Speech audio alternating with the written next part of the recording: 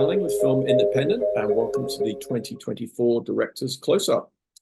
Before we start, I want to take a moment to thank all the partners that make Film Independent's important work possible.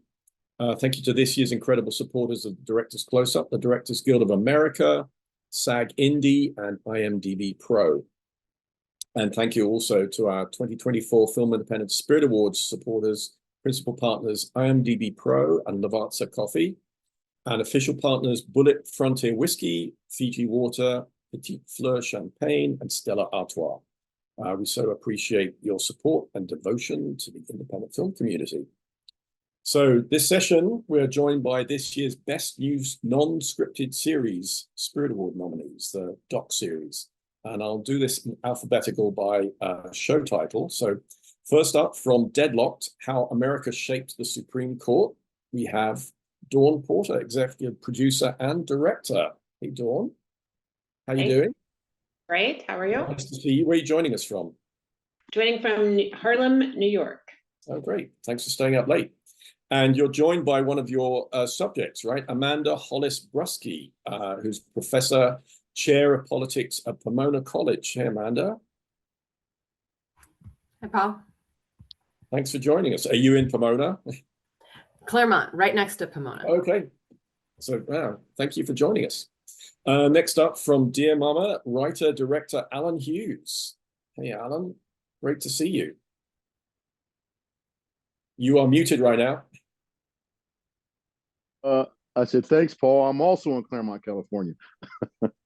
This is not your first Spirit Award nomination, of course. Those who know their Spirit Award trivia will know that Alan was nominated for Best First Feature way back when for Menace to Society. Oh, yeah. That's going back a bit, right? 30 years, over 30 years, yeah. Yep. Now a bona fide classic, I would say. Next up is from Murder in Bighorn, Roselle Benali, director, and Matthew Galkin, director. Not co-directors, you each directed 2 episodes, right? You didn't direct them together. Is that correct? Yeah, that's correct. Where are you joining us from, Roselle? I'm actually in Jersey City, New Jersey right now. Okay. And Matthew? I'm in South Orange, New Jersey. Okay. Thank you both for joining us. Thanks for having us. Finally, from Stolen Youth, Inside the Cult at Sarah Lawrence, we have director Zach Heinzerling. Did I get that right, Zach? Yes, Heinzerling. Heinzerling, welcome. And joined by executive producer Krista Paris. Krista. Hello. Thanks for joining us. Krista was also a nominee for the Producer Award a few years ago, right, at the Spirit Awards? Thank you. Yeah. Thank you so much for joining us. Congratulations to all of you on your nomination this year. And our moderator today, returning champion, did this last year, is documentary producer Diane Becker, whose credits include Stutz, Tina, and last year's Navalny, which was the winner, of course, of the Best Documentary Oscar. So we have an Oscar winner here. Congrats on that, Diane. So nice to see everyone. Congratulations. So thank you all for joining us. Diane, I'm going to sneak off backstage and listen in, but take it away. Hi, everyone. So, my goal for moderating today is to stay out of the conversation for the most part, but to help sort of guide all of you and hear about, how you put together these incredible series. And, I think I want to start, we'll just start in alphabetical order. So, Dawn, can we start with you? And will you tell us how you came to the story, how you met Amanda? We can get Amanda to pipe in a little bit, but I would love to hear sort of the genesis of this project. I think it's so timely. It's so important. It's, it's a wonderful series. I think it's like must-see viewing for everybody in this country. So I will just lead you with that. Yeah, I'll take the must-see viewing. Yeah, that's a great, I can't think of a better lead-in. So great to be here. And I asked Amanda to join me in case there are actual questions about the Supreme Court. So Mhm. Deadlocked is a 4-part series from Showtime. I'd worked with Vinny Malhotra, who was the executive at documentaries at Showtime at the time. We worked together at ABC News, and he actually called me up and just said, do you want to do something about this? I said, you didn't have, the great thing about working with Vinny and having somebody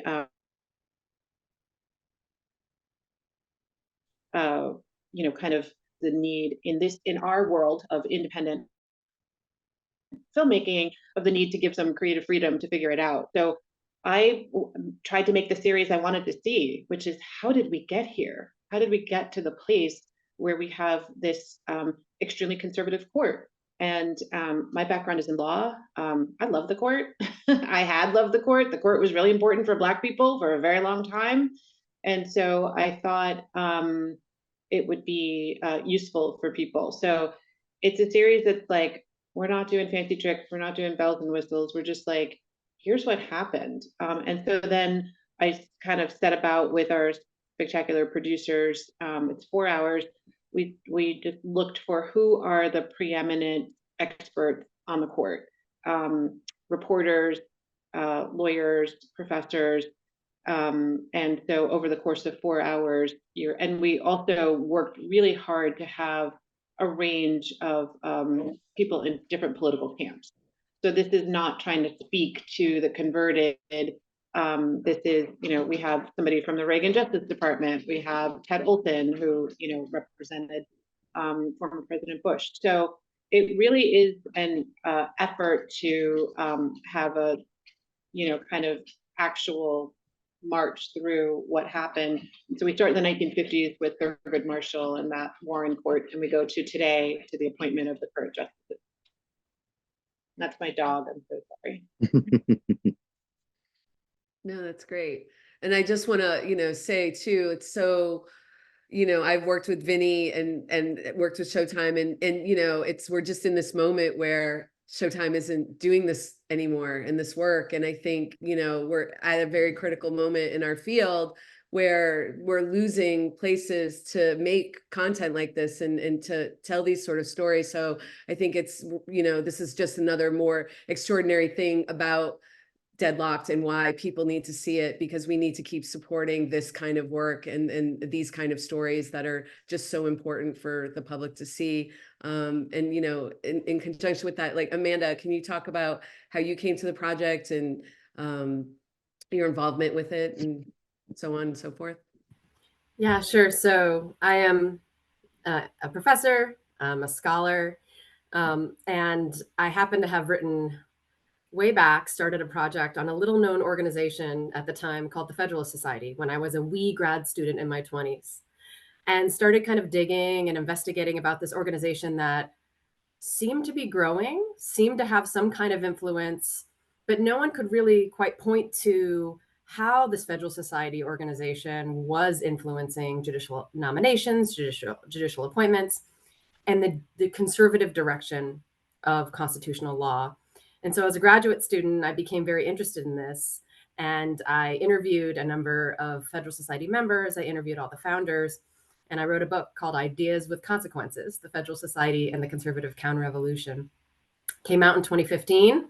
I thought the election of 2016 was going to bring a Hillary Clinton presidency, shift the balance on the Supreme Court. We'd have the most progressive Supreme Court since the Warren Court. And I thought, well, hey, this book will be a nice historic relic, a snapshot of a point in time when this conservative group almost got everything they wanted, but were thwarted by electoral politics. As we all know, the 2016 election went the other way. And the Federalist Society and the conservative legal movement became extremely important. And so when Don connected with me about this project, for me, it was an opportunity not only to share my work and my scholarship, but really as a teacher, to have this kind of platform, to have this kind of audience, to help people understand not only how we got here, but what this moment means with the Supreme Court, and also to give us some sense of the fact that, we can get out of this moment. We're not powerless. And so those were the things that were really compelling to me to participate in the project. How can we get out of this moment? Mhm. We're all asking that question. Political scientists love to say the following phrase: elections have consequences, right? And I don't want to reduce it to electoral politics, but if deadlocked shows us anything, it's that America shapes the Supreme Court. As much as the Supreme Court shapes America, America can shape the Supreme Court. And so if we want to get into the nitty gritty of like Supreme Court reform proposals, court packing, happy to get into those nuts and bolts at some point. But I guess I would say elections have consequences. Yeah. Thank you both. Let's move on to Dear Mama. Alan, can you tell us how you came to this story and how you put the team together and just sort of the genesis of it? Well, it's an odd way I came to Dear Mama because I was approached by the estate and the family, and I have personal history with Tupac. My brother and I directed his first 3 music videos off his debut album, Tupacalypse Now. And I had mixed feelings too, because Tupac was meant to be in our first film, Menace to Society, and our friendship kind of ended violently. I'll leave that to whoever wants to see it in the film. So it was not when they approached me, it was an odd ask given the history. But I said, let me think about it, because I wasn't sure I wanted to do another documentary right away after the Defiant ones, because I didn't realize I'm from the feature world, although my brother and I had done a documentary in '99, American Pimp, and I'm a huge fan of documentaries over feature films. I had no idea how personal and daunting they can be, and how spoiled we were in features. So that was the singular reason why I probably didn't want to do it. And then there was the personal. But I said to him, I said, give me a few days to think about it. And I thought about it, and I had enough question marks about Tupac myself. Outside of personal misunderstandings, I think there's some, big misunderstandings on his narrative and him as a human being. And I ultimately came back to them because of my personal history of being raised by a single mother who was a feminist and who was an activist in the women's movement. I asked the estate and the family, I said, if we can focus on his mother in her activism as much as him, and I could find him through her, then I'll agree to do it. And it's got to be 5 parts because I realized the dual narrative and how dense that would be. And they agreed. Thankfully, they agreed, and then began the process. It was like 3.5-year process of making the film with FX Networks, who had just gotten into documentaries at the time, and a very creative network, and was blessed to have them because they didn't make me do anything I didn't want to do, but they had great questions along the way. So it premiered in April, and here I am now. Yeah, I mean, I think that dual narrative is what makes that series so special, right? Just like her point of view and her life against, his life and just what they went through. And I know so many people were sort of moved and touched by that. What were the sort of biggest creative challenges in unpacking all of it? I think the biggest creative challenge was there's an expectation with Tupac. People want this, or fans want that, or there's these famous stories, and there was an embarrassment of riches of stories that weren't told as well. But ultimately, it's a mother and son story, and it took about 2 years before we realized. I'm a big fan of the dual narrative. I'm a huge fan of Godfather 2 because of that, the sins of the father visiting the son. And what about the actions and thoughts of the single mother upon her son? But as we went, we realized all narratives had to fall by the side that didn't affect Afeni or Tupac directly and their dynamic together. And that was the challenge. It just weaving the themes and making sure they're focusing on the parallel themes, and that was a challenge. That was a big challenge, and it was also very heavy emotionally. So trying to find some levity in between the heaviness was also the challenge. So super proud of what we came up with, but don't want to come near them again for a while. Docs. I don't know. I mean, I think you're creating quite a balance for yourself in them. So, never say never. Thank you. Let's go to Murder in Bighorn, and Roselle and Matthew, Roselle, we'll start with you. Can you talk about the sort of origin of the series and how you came to it? And, you both directed different episodes and sort of, how that all sort of came together and I don't think you collaborated directly, but we're obviously making the same, you're working on the same story, but in different lanes, so to speak. Well, this is actually a really fun question to answer, because Matthew does a really awesome job of starting it off. So I'm actually going to let Matthew start us off with this. And just to be clear, and I hope there are no officers of the DGA in the audience, but Roselle and I always intended to share directing credit on every episode. They wouldn't let us team, so we kind of chose. But we were standing together literally on every shoot of every day. Vinny Malhotra's ears must be burning because he is central to the beginning of the story as well. I have a years-long relationship with Showtime. I had done a series in 2018 called Murder in the Bayou. And Vinny approached me with a New York Times article about missing and murdered Indigenous women. This was specifically in Montana in, I think it was early 2020. About a young Native woman named Selena Not Afraid who had gone missing. And basically just sent me the article and said, is this something that might interest you? It was literally that open. And so I, thought about it for a while. It was pretty clear that what Showtime wanted was a true crime series on a Native American reservation, which in and of itself did not interest me, but the idea of using the genre to sort of open it up and get it much deeper underpinnings was of interest to me. And so, Showtime said, run with it, staff it however you want. So the first call I made was to Bird Running Water, who ran the Indigenous Filmmakers Program at Sundance, because I had no connections in the Native community of filmmakers. So he was incredibly helpful and a great resource. He sent me towards Sterling Harjo, who was at that point just about to start shooting Reservation Dogs. And we just, went back and forth about different filmmakers that might be good collaborators. I talked to so many people and watched so many different films by Native filmmakers. And when Roselle and I met, I don't know, it just clicked. And it was numerous conversations. I think, and she can certainly speak for herself, was quite suspicious of me. But yeah, over a period of months, we sort of locked in and decided that we would do this together. It was great. As you can see, it's the perfect preface for me to continue.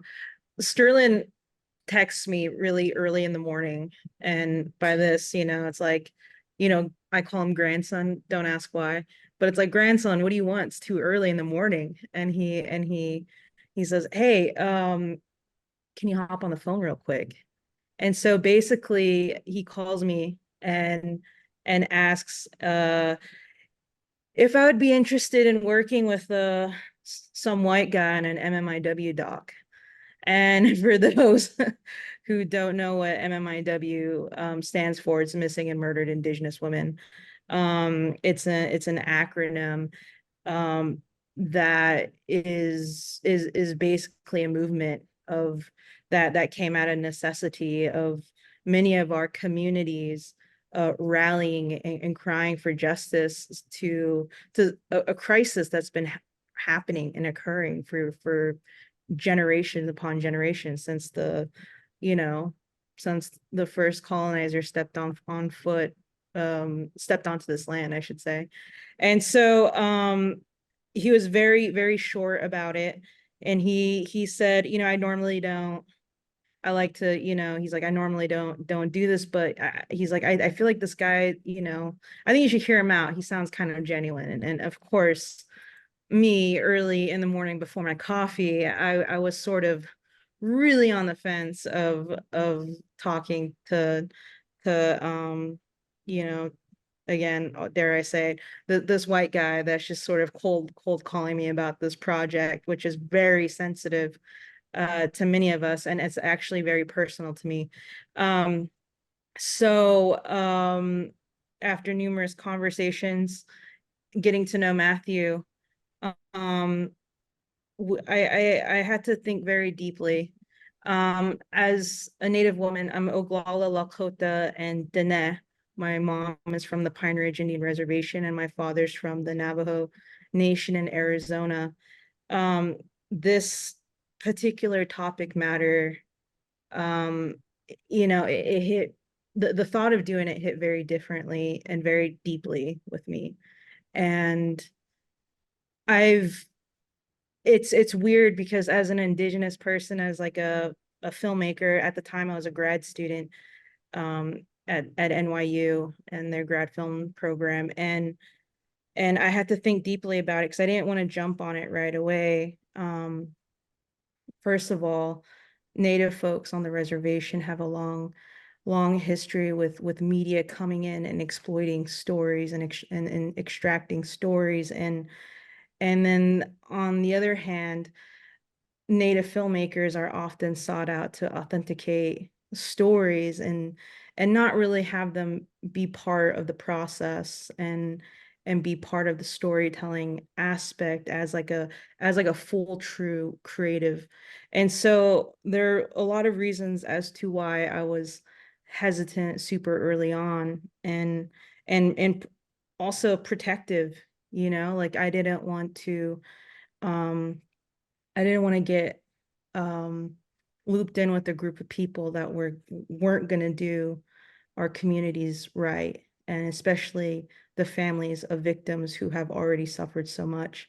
So after a lot of back and forth and really getting to know each other, because it is a back and forth. It's a two-way street. When you're going to be directing with somebody, you really have to, you know, kind of sort of go through all of the situations and really try to figure out if, you know, if they're going to be with you in handling situations and content, especially something so sensitive. It turns out it was an amazing collaboration, and here we are today. So I stand by the series and what we've done to not only help the movement, but to give platform and voice to families who have been shouting far too long on the staircases of courthouses and sheriffs, you know, offices, and on the steps in Washington, D.C., you know, like the series really is an extension and a representation just for the people to, you know, the people that have been on the front lines to take a minute, you know, you don't have to shout your story. You can speak, because the series, you know, we really did focus a lot on ensuring that we approached and that we approached it from the family's perspective. So yeah. You really feel that. And I mean, thank you for sharing so much of that vulnerability. I think it's so important. And also it translates on screen, right? Like, and how difficult, you know, it's so difficult to, collaboration is hard anyway, right? And having to open up and have that kind of trust and build that trust between the two of you as you embarked on this is, you know, it's a lot. And I think the success lies in that collaboration that you both have. I think it felt very visible to me, I think, when I watched it. So just want to acknowledge that. Zach and Krista, let's talk about Stolen Youth. Can you tell us, I don't know who wants to start first. Krista, you want to start? Tell us how you came to the project and. Well, sure. I came via Amy Hobby, who some of you might know. She's a documentary producer. She also does narrative. And I go between the narrative and doc worlds too. And I had made a narrative film with her called Lucky Grandma. And she was working at Story Syndicate. And Zach has a long, sort of a long history with this project. And it landed at Story Syndicate. And they were looking for someone to shepherd it. And I was a big fan of Zach's work. And so we met and sort of took it from there.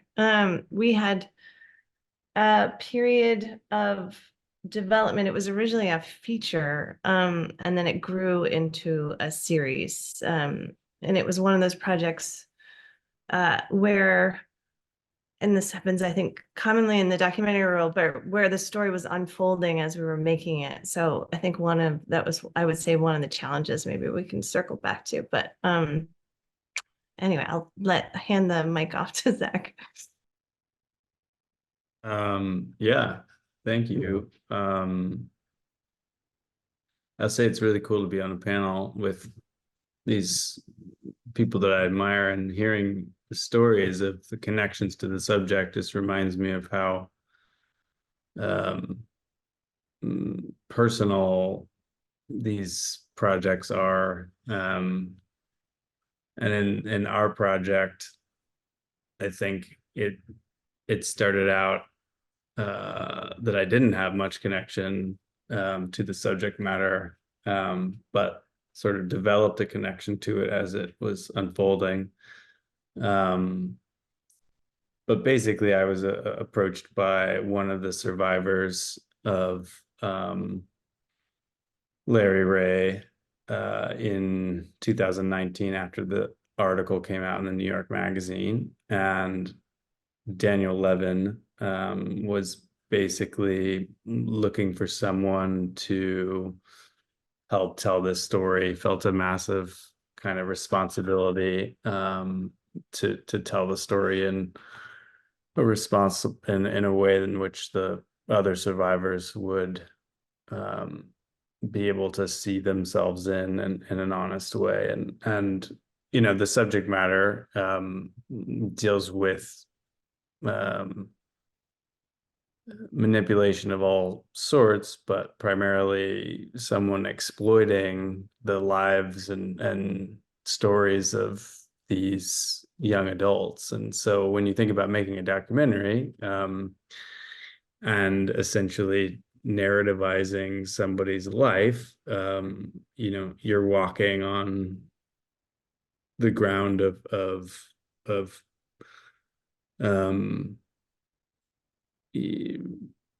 are you exploiting their story? Are you giving them a voice? Where is this sort of middle ground, and what's the right way to approach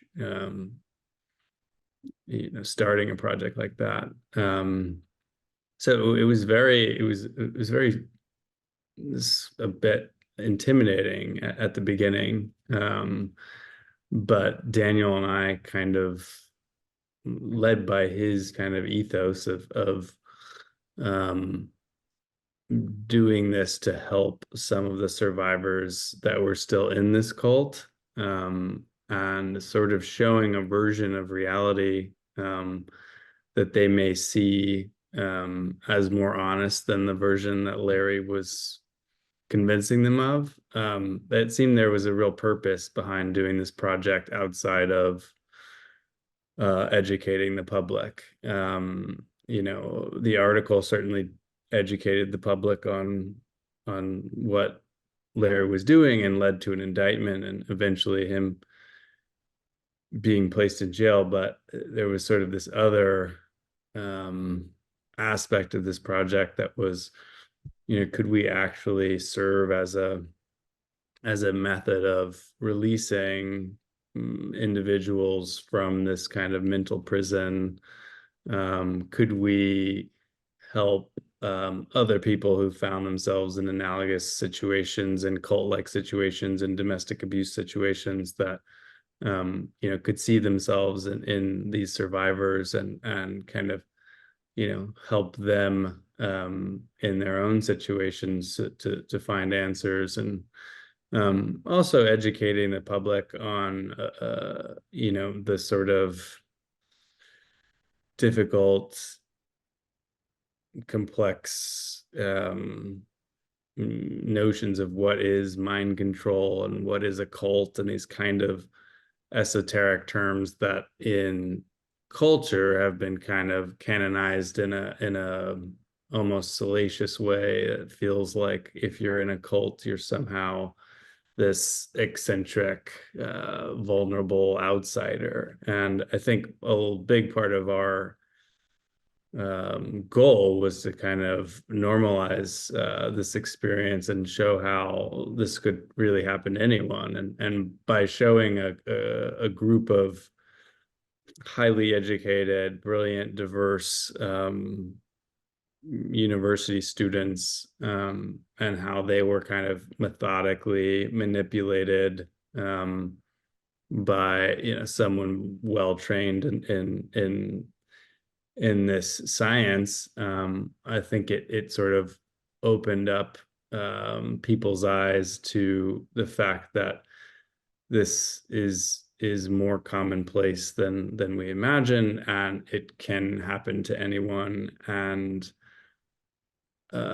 takes a lot of the sort of tradition of judging victims of cults as lesser than or others, and kind of brings an audience into a world in which they can relate to the subjects, which is obviously a primary goal of documentaries, is to humanize and to bring an audience into an experience. So anyway, all of these were factors in kind of what the onset of this experience was like for me. And yeah, as I'm sure everyone here experienced, it starts in one place and then goes in countless other directions, and you end up far from maybe where you started. But it was I guess it was about a 3-year project in total.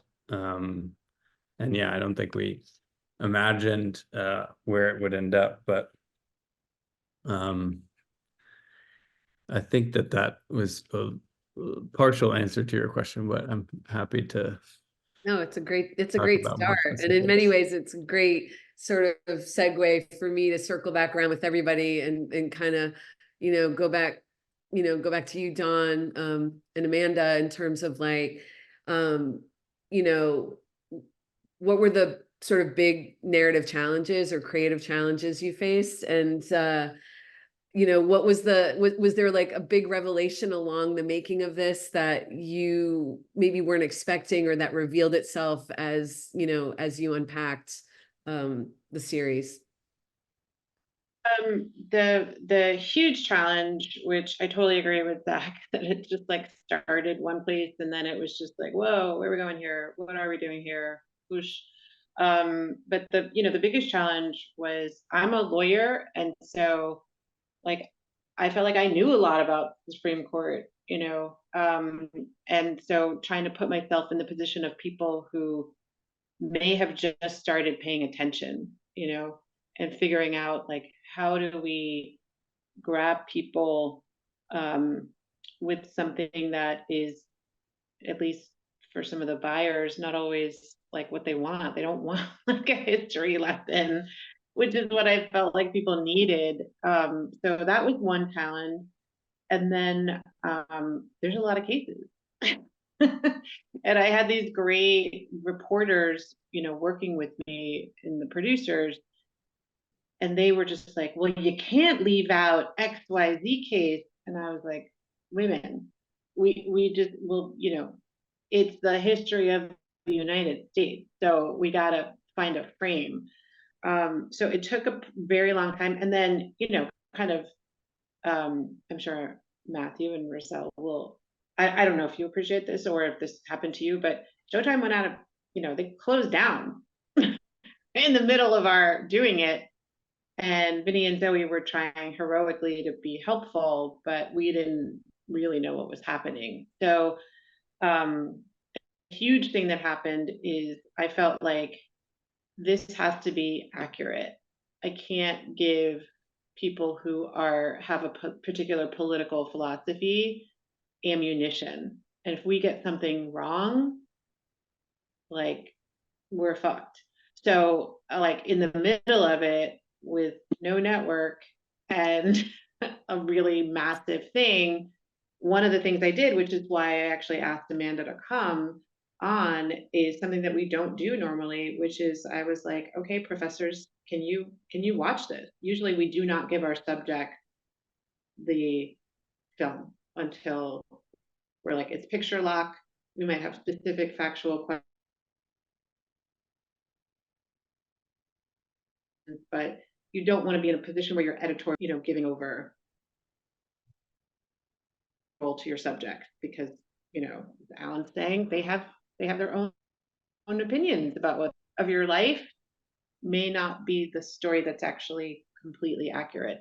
So we really had to lean on our subjects in a way that I have not had to do before, which is very vulnerable feeling, because she could have been like, this is terrible, so that was really frightening. And then the second thing that happened is the Supreme Court kept doing crazy stuff. So it was like, we didn't even get to Clarence Thomas and all of his, I think it is not hyperbole to say, stunning ethical violations. And so, we were literally in real, like, we were like, oh, thank God this is over, pencils down, it's been years. And then Clarence Thomas, like, all these revelations start coming out.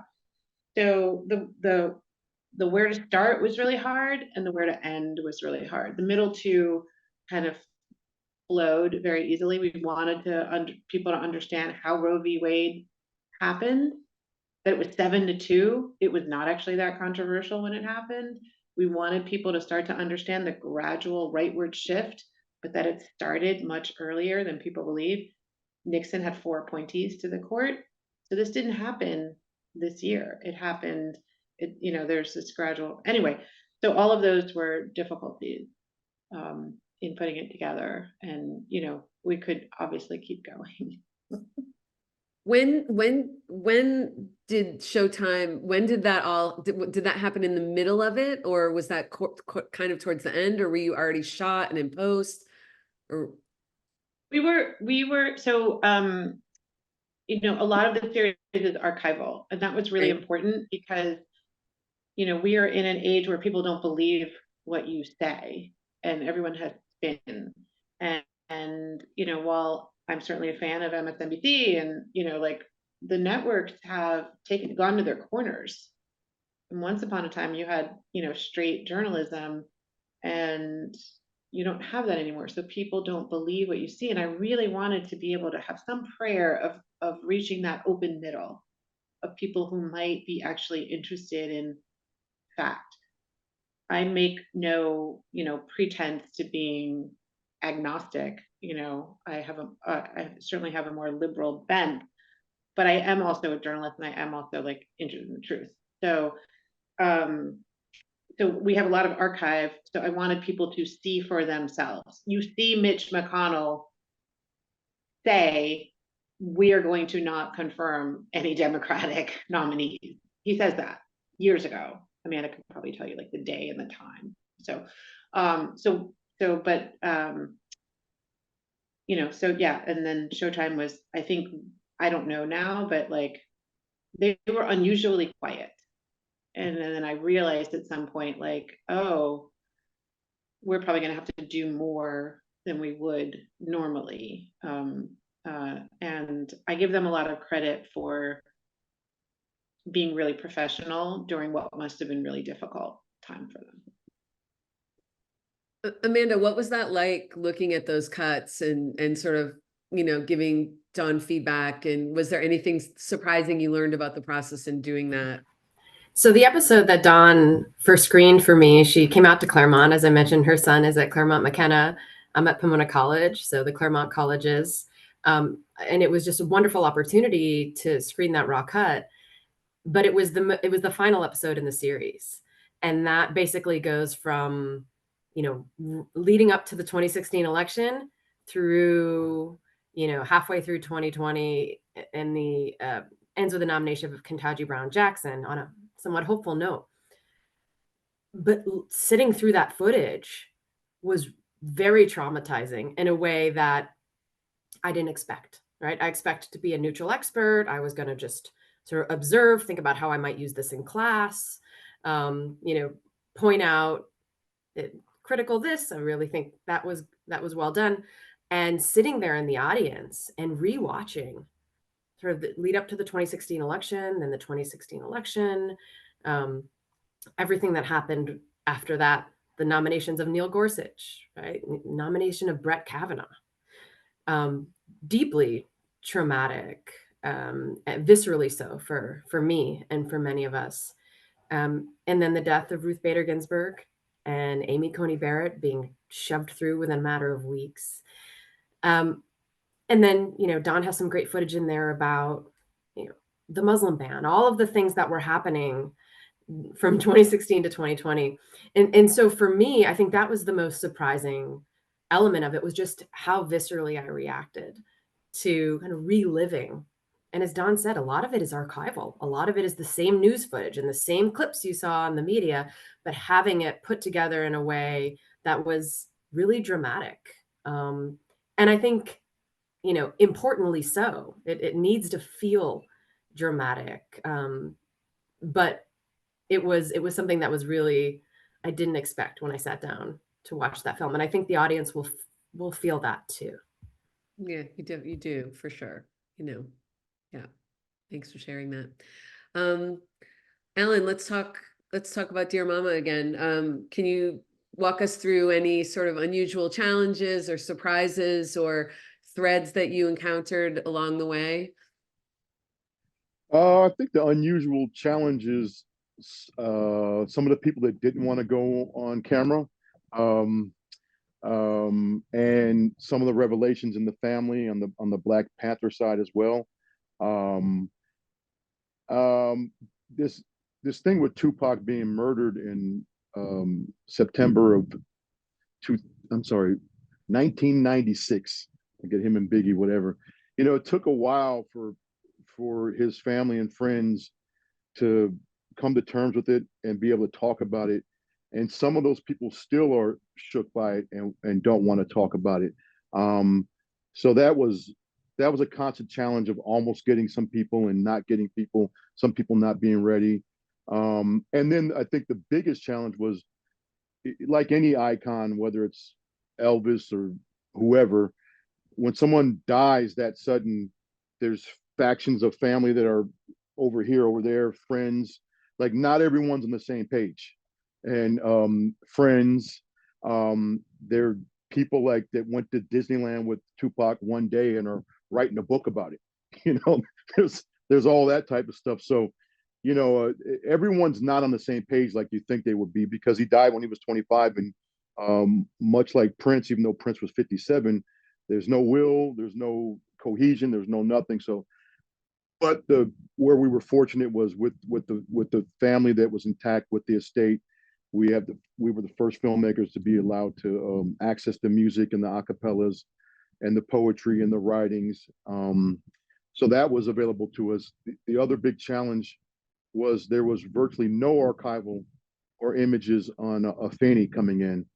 She had kind of been erased to history, even though she fought with the Panther 21 and represented herself out of that 21, the only person from the Panther Party that represented herself and beat the 360 years that she was facing. She was virtually erased out of history. But we did, when these docs take a little while and you have a little time or a lot of time, we found 16 millimeter film of her actually being arrested. We found her speaking and doing poetry, and it was haunting because it showed you that it was basically an early incarnation of hip hop, her poetry. And you see where the fruit didn't fall far from the tree with Tupac and her. So there was a challenge on that side, but back to that idea of archival and drama. I'm a big fan of the further that we develop the medium, the more you can live in the archival as scene work, and the more honest drama you can bring to it, the less people will feel like they're eating their vegetables when they watch these things. And why not? You know, life is very dramatic. It is.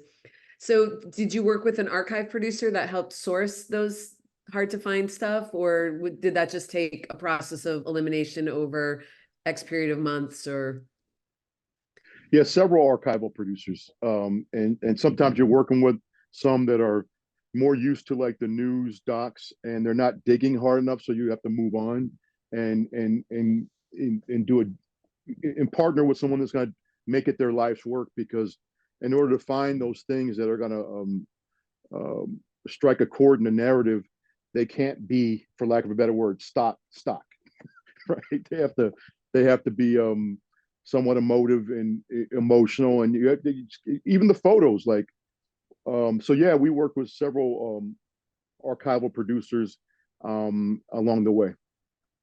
yeah, I mean, the archive producers can truly make magic sometimes, right? And it's the digging of these gems that kind of make or break some of our projects along the way. So that's great that you were able to 100%. Yep. that out. Roselle and Matthew, can we talk a little bit about some of the challenges and sort of revelations or shifts and changes that you kind of, encountered together along the way? Definitely. There's a couple of things that come to the forefront of my mind going back and thinking about some of the challenges. Being that when Matthew and I were brainstorming of all the possibilities and the different routes we could go while making Murder in Bighorn, being that the it's a doc series about missing and murdered Indigenous women, we could really, there's a lot of avenues we've could have taken, and I think balancing the history, while like it's like balancing the history with the current reality, and having to go back and retell the general population and in our audiences the history from an Indigenous perspective. Because if you were to just truly tell the truths and the honesty from these families, which was our biggest goal, it may not make sense to the general audience, because they're not appropriately contextualized as to why this is an issue and why this is happening.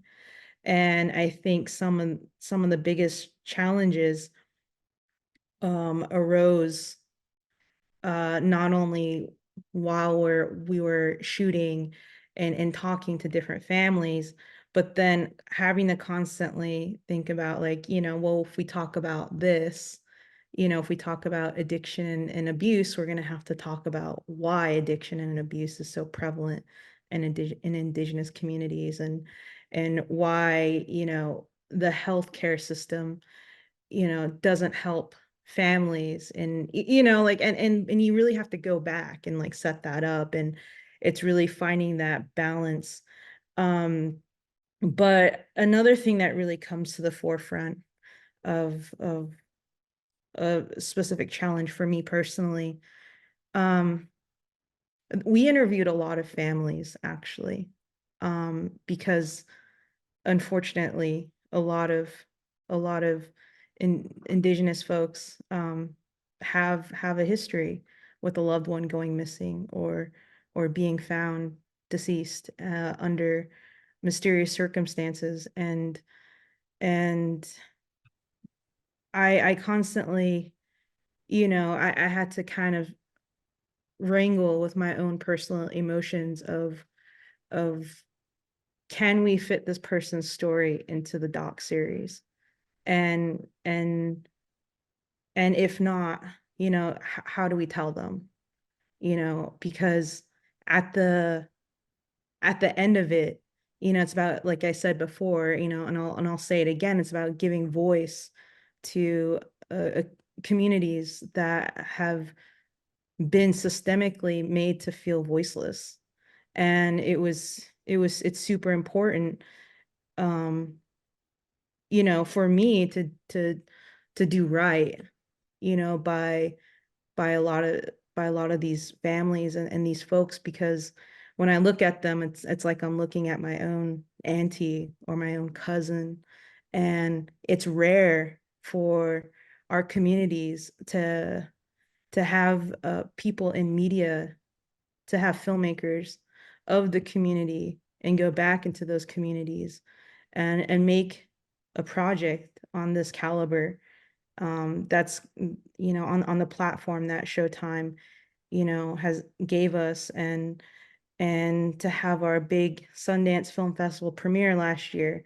It was super important for these families you know to have that chance to tell their story when they actually felt comfortable. And Matthew and I, when we went into film on the Northern Cheyenne Reservation, on the Crow Reservation in Bighorn County, Montana, being that I'm not specifically of those communities, there was a trust. There's a period where you have to build trust. And I think, one of the bigger challenges was for me at the end of it all was is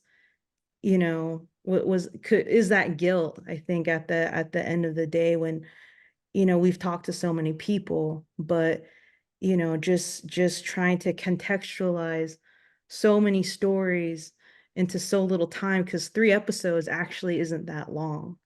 And and then you have to make it all make sense, right? So you got a lot of stuff, and you can't just slap it all together and put it out there in the world. You gotta make it make sense. And I think that was one of the biggest challenges for me. And because you want to do so much, right? And I think as a documentary filmmaker, for me personally, there's always that little bit of like, I want to do right by whatever it is that we're doing. So yeah. What about you, Matthew? I think one of the biggest challenges was, because this is a sort of at its heart an issue film and a film about a movement, is finding a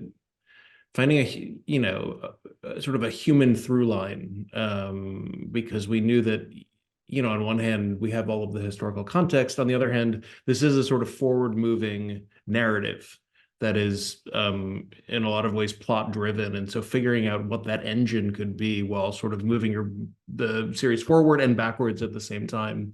And we were extremely fortunate. We had met a journalist. I think it was the first day we were ever in Montana. We met a journalist named Luella Bryn, who was Crow, and she was the editor-in-chief of the county newspaper. And she had a personal family history with MMIW, and she was an incredible communicator. And it was sort of like it was kismet. On day one, we sort of like found a person that we could tell a lot of this story through, that sort of helped almost in every aspect of production. So, along with the families and all the history, we had Luella, who was, as a journalist,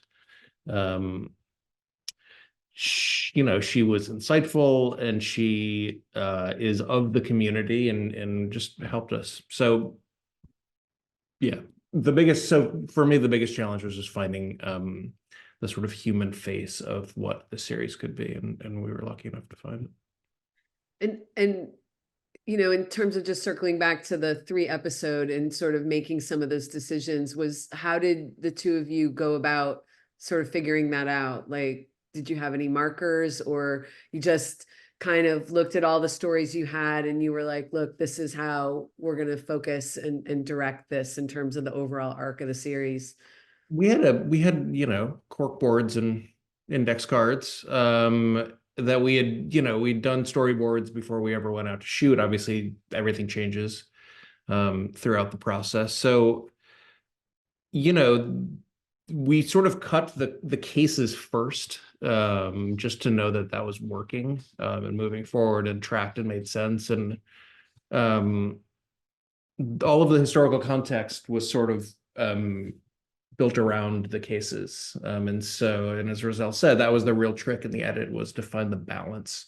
And it's a calculus. Roselle was talking about other families that we filmed with, and unfortunately, their storylines weren't necessarily in the final product. And it's always that the choice of, do we want more historical context? Do we want to put another storyline in here? There are just countless, unfortunately, there are countless stories of MMIW victims. So that's how we built the series. Yeah, each case sort of gave us an opportunity to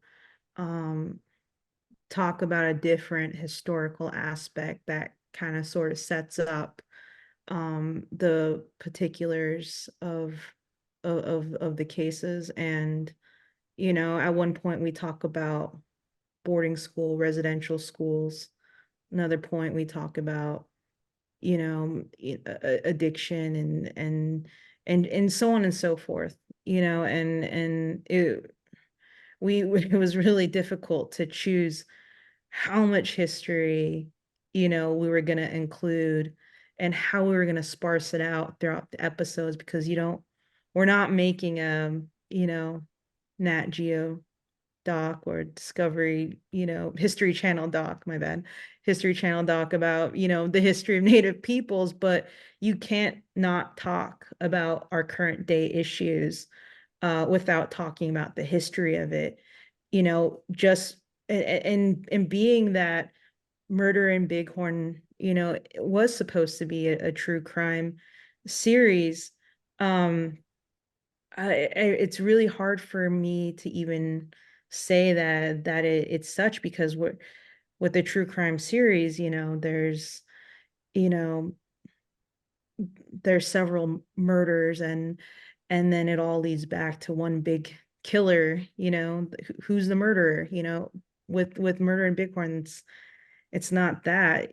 You can't really solve the problem, or you can't really solve solving the problem. It goes beyond just solving the crime, because that's not the issue.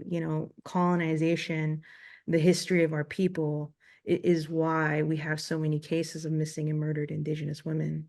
And it goes back to honestly, it goes back to Vinny and Zoe at Showtime. Like, they wanted one thing. I think they realized midstream that is not the story that is there, and that's not the story we want to tell. And they were incredibly supportive of just like, just go, follow where you think this needs to go, and we'll help you get there. Yeah, they really are. And I think that's an important distinction too. Dawn, did you want to say something?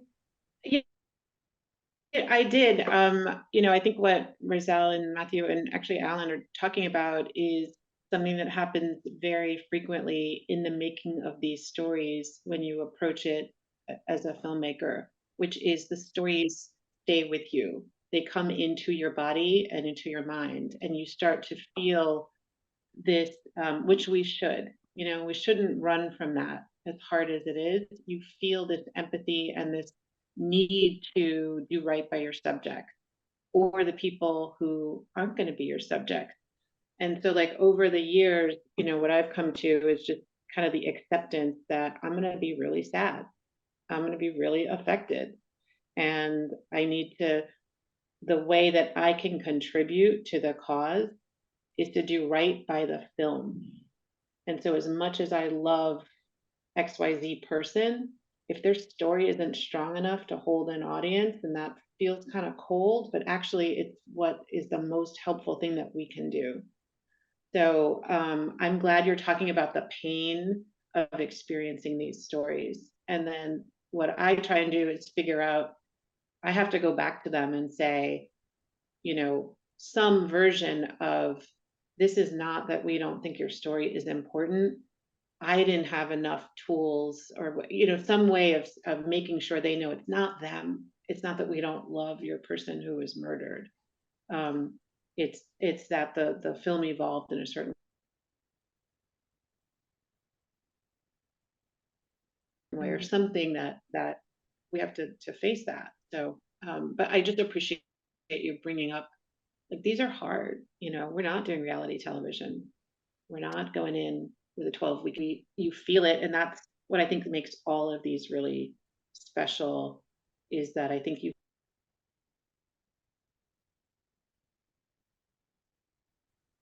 feelings. Hopefully, if we do it right, you feel it that on the screen. So I just wanted to, kind of say that to Roselle, who's bringing something important to our Yeah, conversation. that's just really beautifully, powerfully reflected. So thank you for saying that, Dawn. That's Yeah, and I think it's also about thank you, Dawn. It's also about protecting the integrity and the sacredness and the sensitivity of the families and their loved ones as well.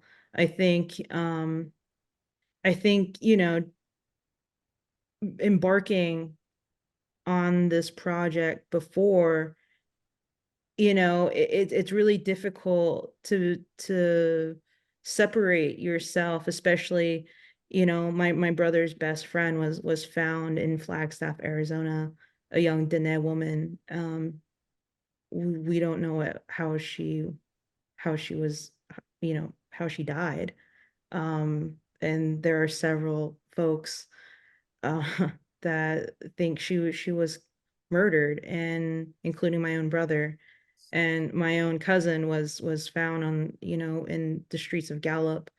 And it's really hard to separate yourself from the subjects. And I think, but that was also the strength going in, is if someone were interviewing me about, my loved ones, how would I like them to approach this, and how would I like to be treated? And I think what you were talking about, Dawn, about,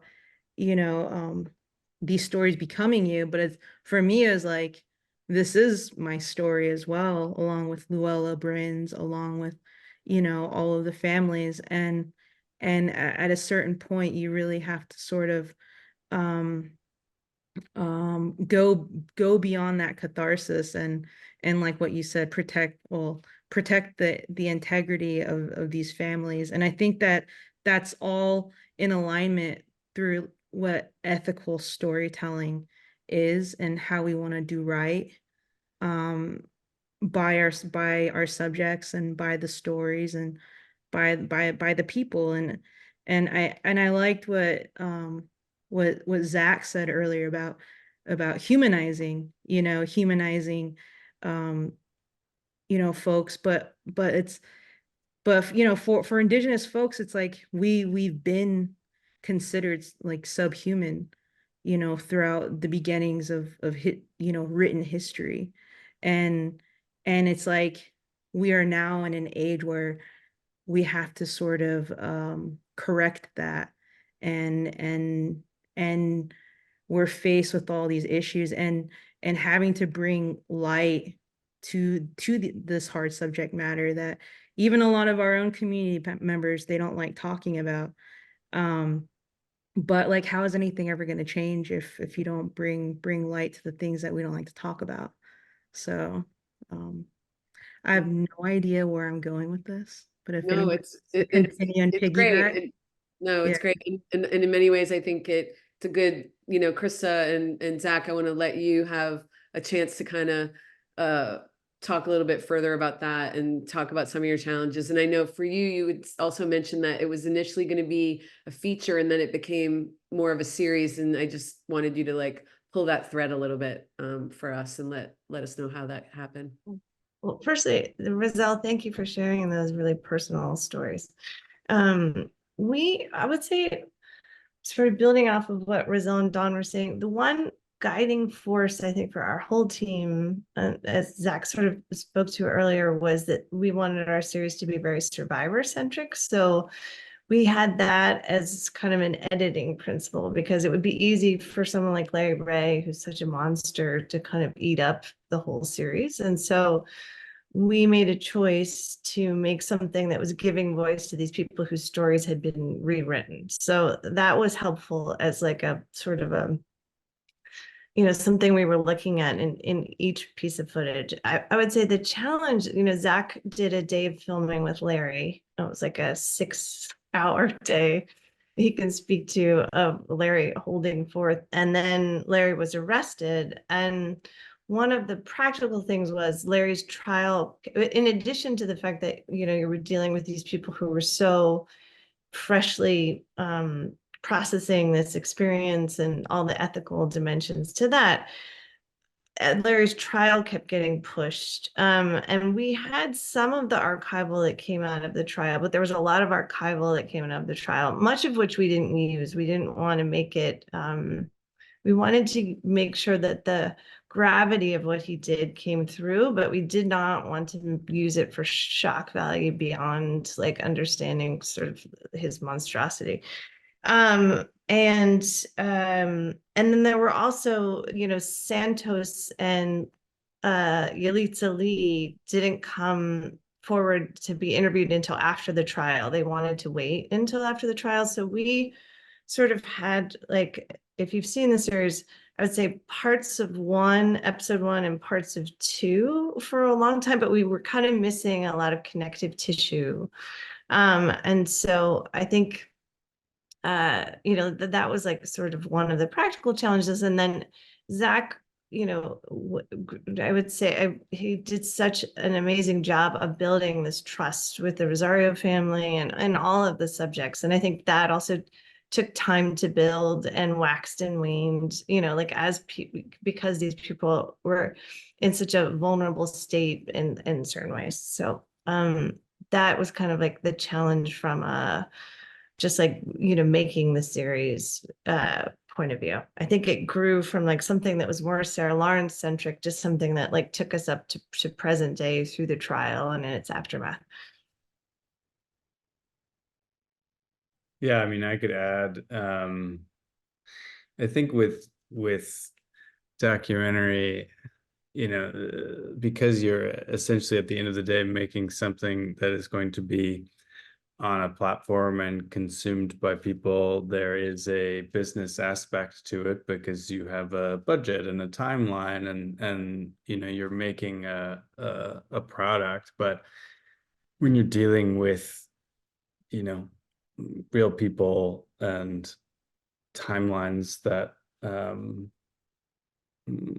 are very hard to understand, specifically with people that are going through the process of what you might call deprogramming or coming to terms with understanding who they are after have their an entire identity being turned upside down and turned into someone that they never knew existed. There's not really a timeline to that. So I think one of the things that, and this has been touched on a few times, but like one of the biggest challenges I think was just trying to make something that felt like it had perspective and context outside of the now, because I think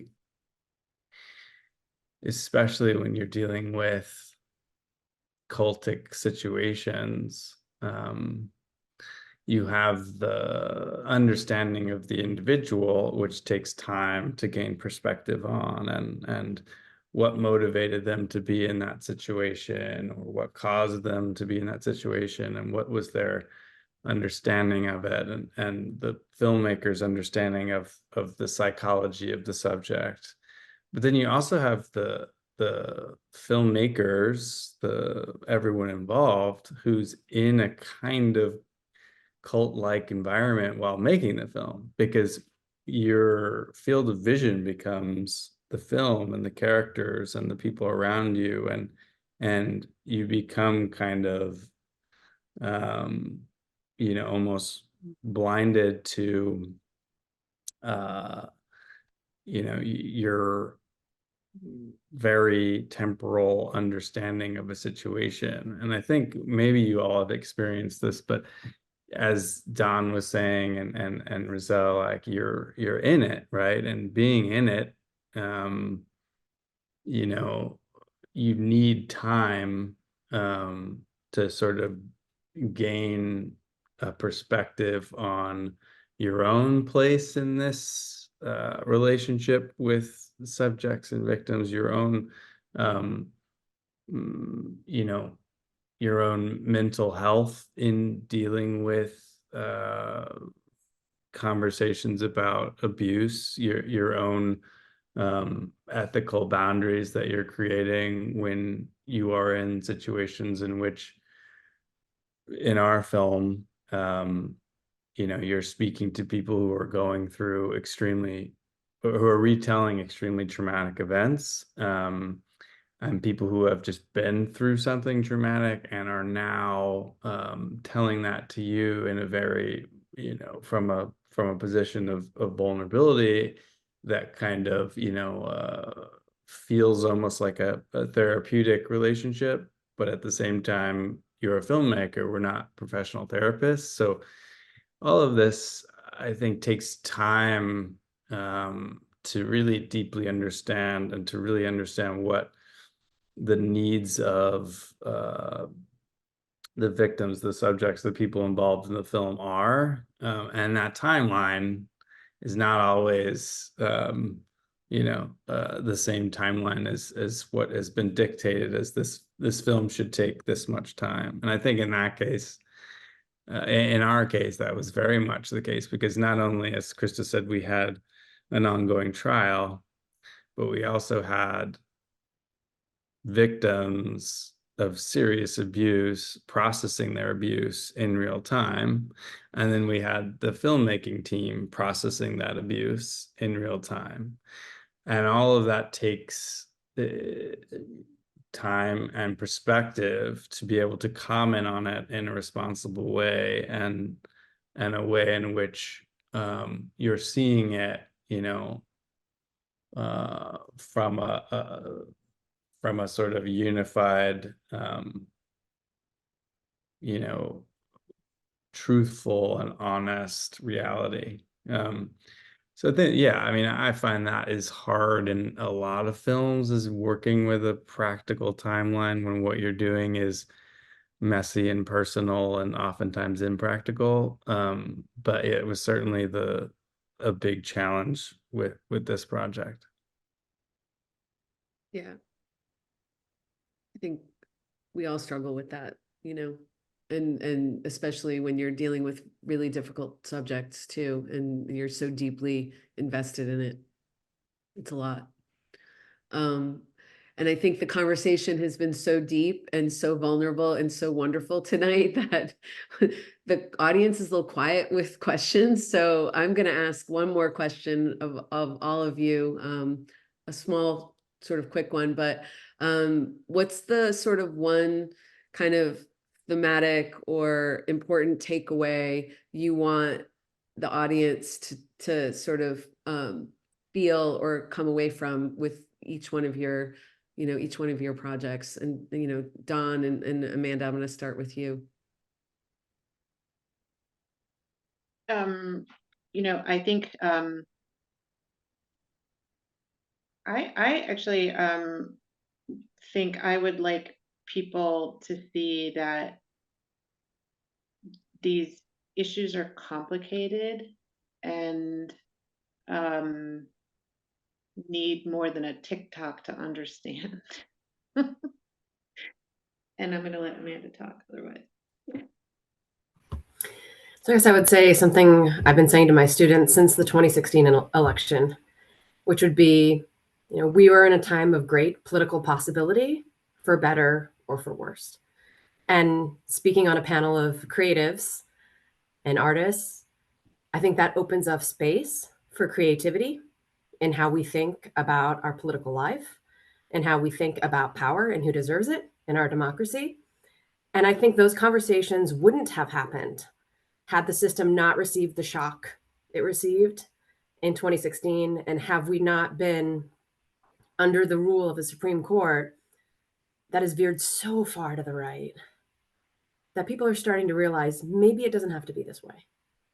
And so I guess I would encourage folks to recognize their own power and to recognize that we are in a space, I think a new space, politically, for better or for worse.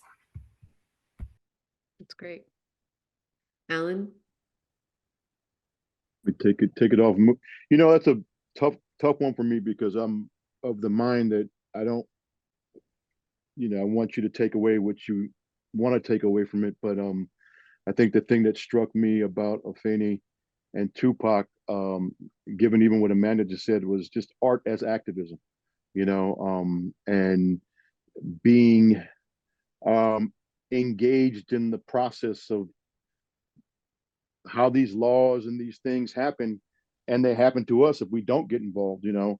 I learned a lot during the process, and it was very cathartic, but it's very difficult for me to say, this is what I want people to walk away with. I want them to walk away with what they take from it, because it's ultimately what you're coming to it with. But two incredibly inspiring individuals that, despite their traumas and their setbacks and their extreme displacement issues, were able to do some good for the world.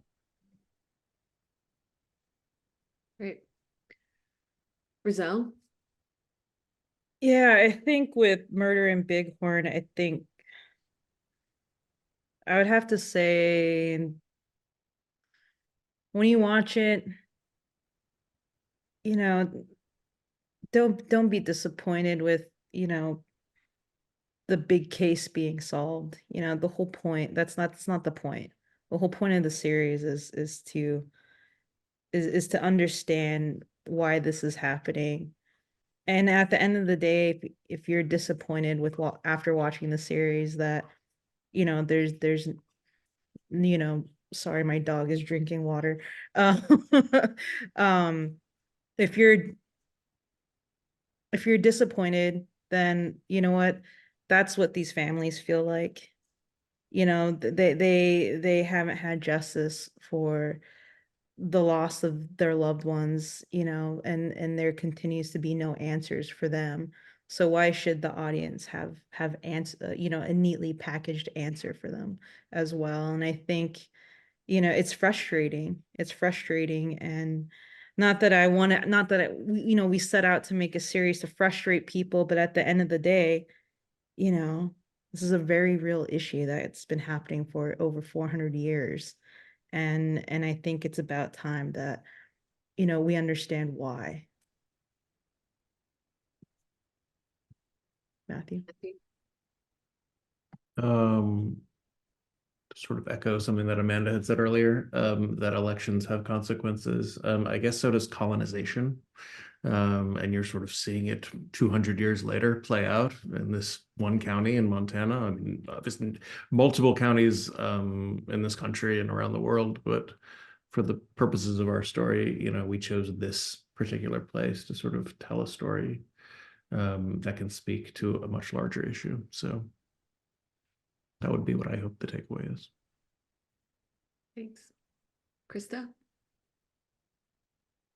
I would say two things. One, you know, our series was about extreme coercive control and abuse. But I think, and Zach touched upon this earlier, but like sort of more moderate versions of that exist in many relationships. And one of the gratifying things of the series was people reached out to Daniel, and like people who felt like they were in coercive or abusive situations. So recognizing that, and then also people empathizing. I think where the New York Magazine piece, it was very effective and it led to the FBI investigation. But I think it was hard in that piece to make these people feel like full-fledged people. And so like creating empathy for one another, and ultimately like resilience and hope. I mean, one great thing to share is that Santos is now back at school, and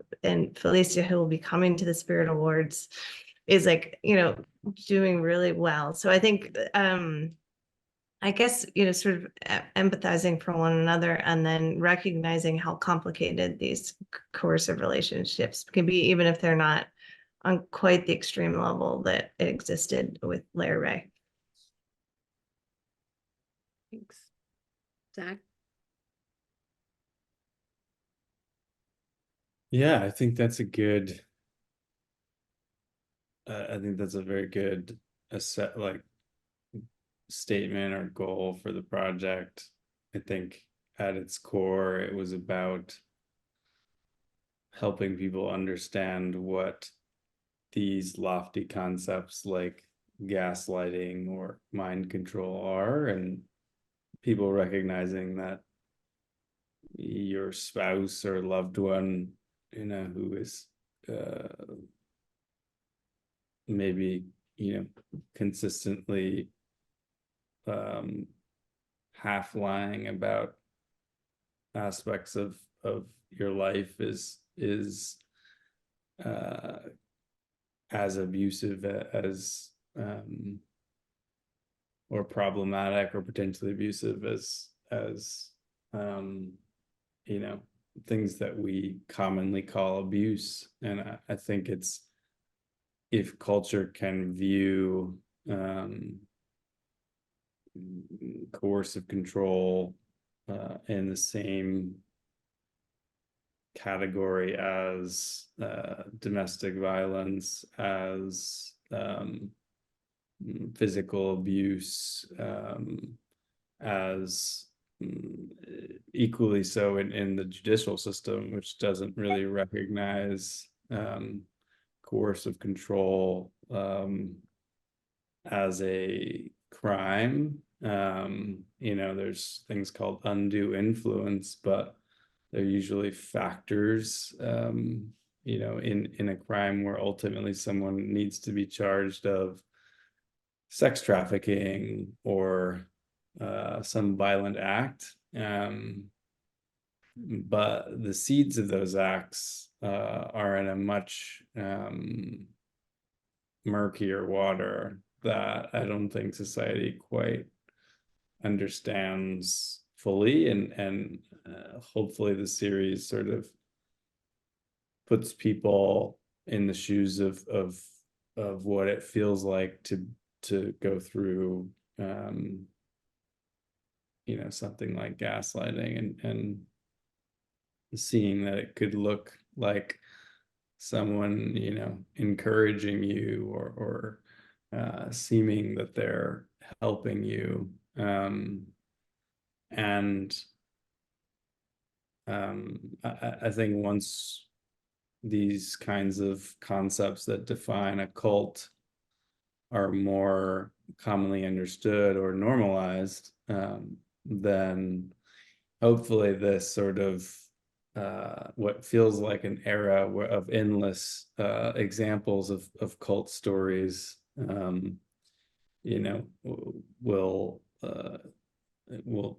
hopefully there will be fewer examples of this, and it will be more easily identified, and more directly punished, and those held accountable for this kind of behavior.